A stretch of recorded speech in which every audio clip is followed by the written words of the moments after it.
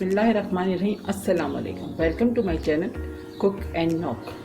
आज मैं आपके लिए करेले गोश्त की रेसिपी लेकर आई हूँ। मेरी फैमिली में बहुत पसंद की जाती है, बहुत मज़े की ये डिलीशियस बन के तैयार होती है डिश। आप ज़रूर ट्राई कीजिएगा। तो चलिए इसके इंग्रेडिएंट्स नोट कर लेते हैं। सबसे पहले हमें करेले गोश्त के लिए 1 kg करीब बीफ चाहिए। ये बोन के साथ है। 1 kg बीफ है। 4 अनियन है, स्लाइस में कट कर लिए, लार्ज अनियन है। 1 किलो करेले हैं जो मैंने इसकी स्किन रिमूव करके और इसके बीज निकाल के इसको कट कर लिया है। और इसको मैंने आधा घंटे के लिए नमक लगा कर रख दिया था। इसके बाद इसको वॉश करके यहाँ रख लिए। ठीक है। अच्छा, अब हमें चाहिए इसके लिए 2 टेबल स्पून अदरक लहसुन है, ½ टीस्पून गरम मसाला है, 3 टमाटोज हैं लार्ज साइज के। और इसके स्पाइस नोट कर लीजिए। सॉल्ट होगा टू टेस्ट, टर्मरिक पाउडर है 1 टीस्पून, सौंफ है 1 टेबल स्पून, कलौंजी है ½ टीस्पून, रेड चिली पाउडर है 1½ टेबल स्पून, और ये कोरिएंडर पाउडर है 1 टेबल स्पून। और ऑयल यूज करेंगे हम 1 कप ऑयल है। ठीक है। तो चले हम स्टार्ट करते हैं। सबसे पहले हम ऑयल गरम करेंगे और प्याज को ब्राउन करेंगे।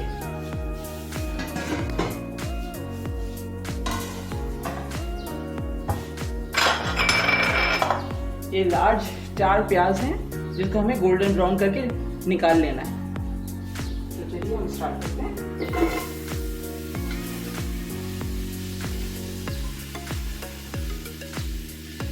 साथ ही में इसमें ऑयल डाल देंगे। 1 कप ऑयल है।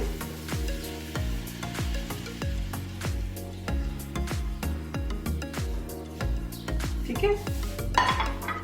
अब हम ऑयल में प्याज को ब्राउन करेंगे।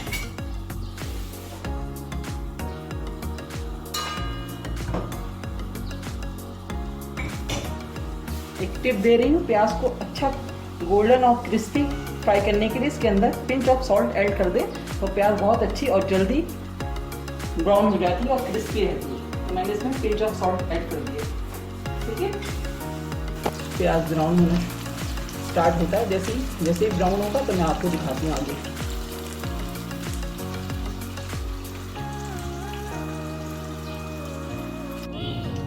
जी, तो हमारी प्याज ब्राउन हो चुकी है। मैंने इसको निकाल लिया था ऑयल से। ये देखें कितना अच्छा सा कलर आ गया, गोल्डन कलर का। अब हम इस प्याज को साइड में कर देंगे और उसी ऑयल में जिसमें हमने प्याज ब्राउन की है उसमें हम अपने करेले फ्राई करेंगे। ठीक है। गोल्डन कलर का अच्छे क्रिस्पी से हो जाएंगे, उस वक्त तक हमें इन करेले को फ्राई करना है।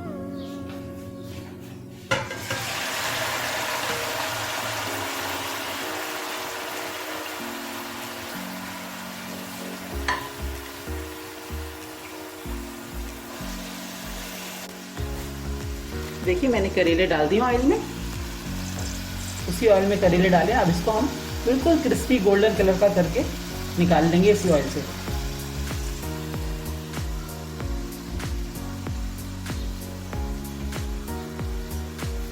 जैसे ही हमारे करेले होते हैं तो फिर मैं आपको दिखाती हूँ आगे का प्रोसेस हमें क्या करना है।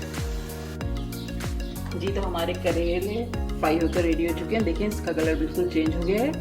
अब इसको हम साइड में कर देते हैं। प्याज भी हमने ब्राउन कर ली है, करेली भी हमने ब्राउन कर लिया। हम दोनों चीज़ों को साइड कर देते हैं और अब अगला प्रोसेस आपको दिखाते हैं क्या करते हैं। थोड़ा सा क्लोज कर दूँ मैं।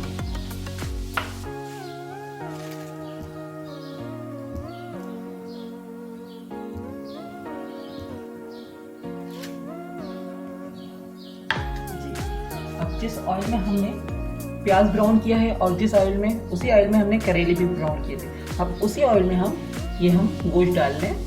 गोश्त को भूनना है अब हमें।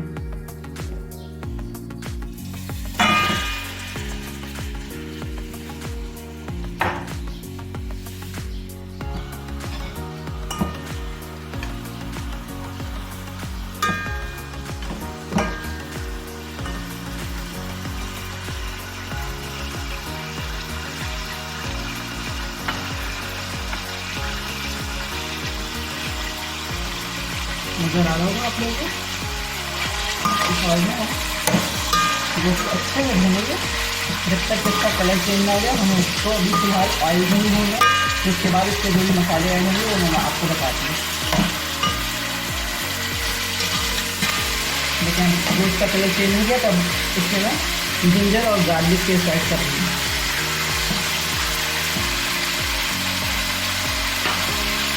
अब इसको हम थोड़ा अच्छे से भूनेंगे, 1-2 मिनट तक अच्छे से भूनना, ताकि गोश्त की सारी स्मेल जो होती है वो सब खत्म हो जाए।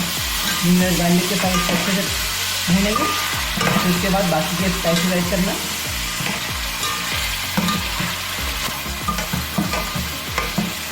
फ्लेम हमने मीडियम टू हाई रखा है। अगर आपको मेरी रेसिपी पसंद आ रही है तो प्लीज़ मेरे चैनल को सब्सक्राइब कीजिए, लाइक कीजिए, फ्रेंड्स के साथ शेयर कीजिए और कमेंट करके ज़रूर बताइए कि आपको मेरी रेसिपी कैसी लगी।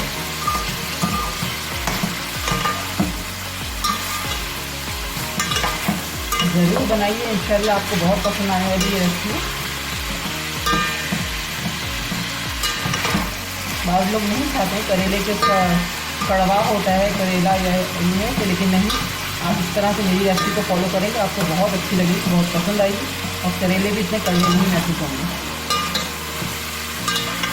वैसे तो करेले का सारा मज़ा ही उसकी कड़वाहट में, लेकिन बाद लोगों को नहीं पसंद होता करेला, तो कड़वाहट हो तो आप मेरी रेसिपी को फॉलो कीजिए, इंशाल्लाह आपको बहुत पसंद आएगी। देखिए अब ये जिंजर गार्लिक के साथ हमने इसको थोड़ा सा भून लिया, अब हम इसमें बाकी के स्पाइस ऐड करते हैं। तो ये देखिए मैं रेड चिली पाउडर डाल लेंगे, कोरिएंडर पाउडर डाल लेंगे, टर्मरिक पाउडर डाल लेंगे, हमने सौंफ ली थी, सौंफ डालूंगी और ये है कलौंजी। ठीक है, कलौंजी ऐड करें और कलौंजी अपने खाने में ज़रूर ऐड किया कीजिए, ये हमारे प्यारे नबी सल्लल्लाहु अलैहि वसल्लम की सुन्नत भी है। तो हो सके तो ज़रूर थोड़ा बहुत सिर्फ दाने ही डाल दो, सुन्नत पूरी हो जाती है इसकी। अब हम इसको अच्छे से भूनेंगे, थोड़ा थोड़ा पानी ऐड करके।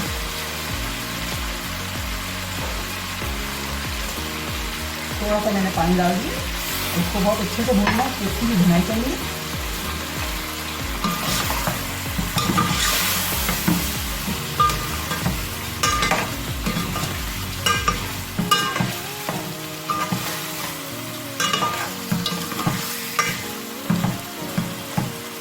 थोड़ा थोड़ा पानी डालते जाओ, उसको भूनो।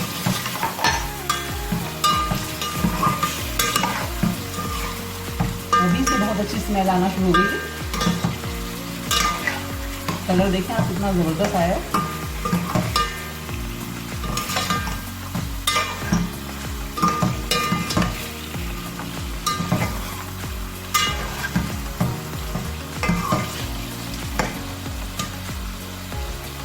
पाँच से 6 मिनट तक इसकी अच्छी सी भुनाई करना है।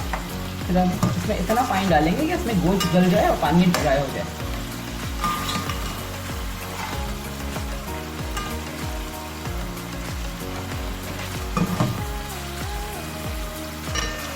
अच्छे से भुन गया है।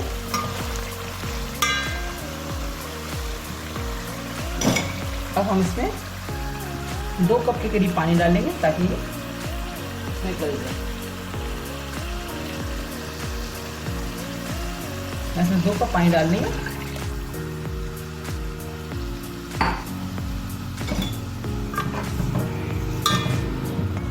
अब ये गोश्त आप पे डिपेंड करता है कि आपका गोश्त कितनी देर में गलता है।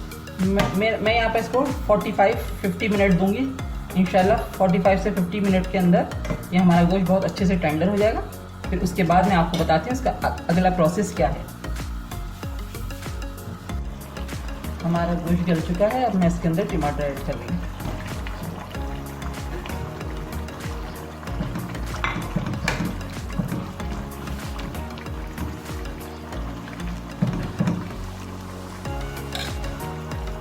थोड़ी सी देर के लिए कवर करेंगे ताकि टमाटर सॉफ्ट हो जाए, उसके बाद इसकी भुनाई होगी।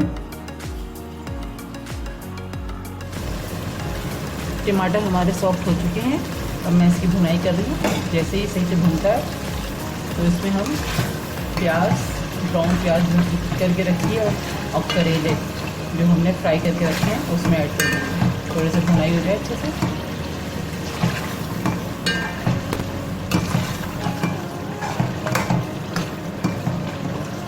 हमारा अच्छे से भुन चुका है। अब मैं इसके अंदर ब्राउन की हुई प्याज ऐड करूँगी।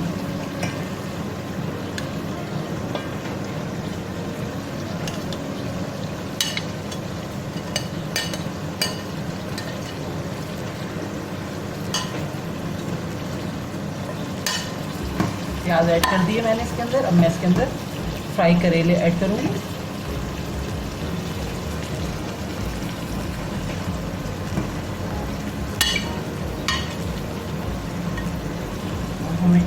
अब हमें थोड़ा सा और भूनना है ताकि सारी चीज़ें एकजान हो जाए।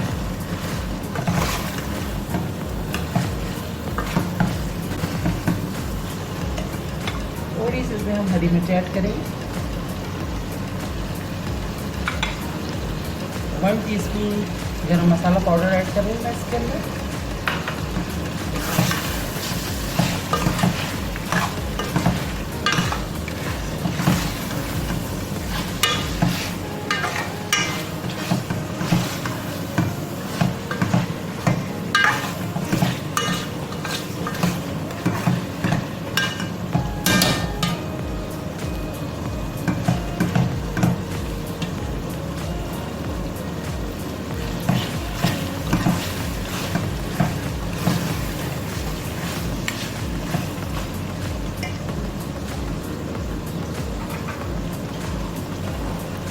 अब इसमें हल्का सा पानी डालेंगे, 1/2 कप से कम।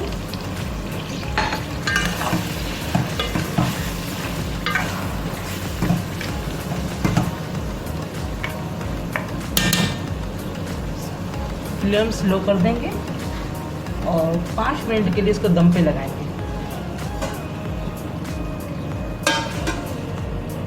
मैंने इसको दम पे लगा दिया 5 मिनट के लिए। 5 मिनट के बाद मैं आपको इसको सर्व करके दिखाती हूँ। जी, तो हमारा करेले गोश्त बिल्कुल रेडी हो चुका है और मैंने इसको डिश आउट कर दिया। अब आपको फाइनल इसकी लुक दिखाती हूँ। देखिए, माशाल्लाह से बहुत अच्छा मज़ेदार टेस्टी बनता है। ज़रूर ट्राई कीजिए और अगर आपको मेरी रेसिपी पसंद आई है तो प्लीज़ मेरे चैनल को सब्सक्राइब कीजिए, लाइक कीजिए, फ्रेंड के साथ शेयर कीजिए। नेक्स्ट रेसिपी के साथ इंशाल्लाह मैं जल्द आऊँगी। उस वक्त तक के लिए इजाज़त दीजिए। दुआ में याद रखिएगा। अल्लाह हाफ़िज़।